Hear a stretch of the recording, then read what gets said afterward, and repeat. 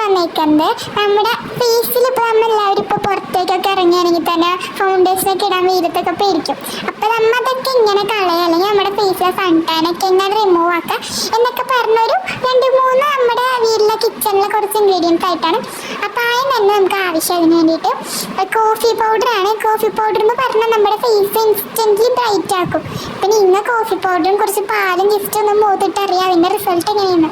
അപ്പം coffee powder വേണം. അതിനനുസരിച്ചുള്ള ഇത് തന്നെ നമുക്ക് കുറച്ച് മഞ്ഞൾ, നമ്മുടെ വീട്ടിലുള്ള കസ്തൂരി മഞ്ഞൾ എടുക്കാം.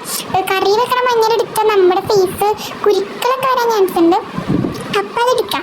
നെക്സ്റ്റ് വന്നത് പറഞ്ഞാൽ തൈര് ഇതിനനുസരിച്ച് കുറച്ചെടുക്കാം. കാരണം നമ്മുടെ ഭയങ്കരമായിട്ട് വെള്ളമായ ഫേസിലാൻ കുറച്ച് ടഫായിരിക്കും. അതുകൊണ്ട് കുറച്ച് കട്ടിയുള്ളതായിട്ട് നിങ്ങൾ എടുത്തു. അത് ഇട്ടിട്ട് കുറച്ച് നാരങ്ങ വെറുതെ ഒരിക്കലും നമ്മുടെ ഫേസിലിടരുത്. കാരണം നാരങ്ങയിൽ ആസിഡുള്ള കണ്ടന്റ് ഉണ്ട്. നമ്മുടെ ഫേസിൽ എന്തെങ്കിലും പറ്റാൻ ചാൻസ് കൂടുതലാണ്. അതുകൊണ്ട് നമ്മൾ നാരങ്ങ ഇതിലിട്ടിട്ട് ഇളക്കാം.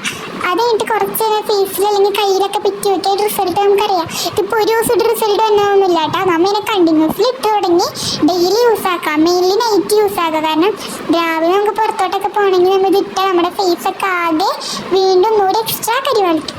അപ്പോൾ നമ്മൾ നൈറ്റ് ഉപയോഗിച്ചിട്ട് രാവിലെ ആകുമ്പോൾ അതിൻ്റെ റിസൾട്ട് കിട്ടുകയാണെങ്കിൽ നിങ്ങൾ കമൻറ്റ് ചെയ്യുക.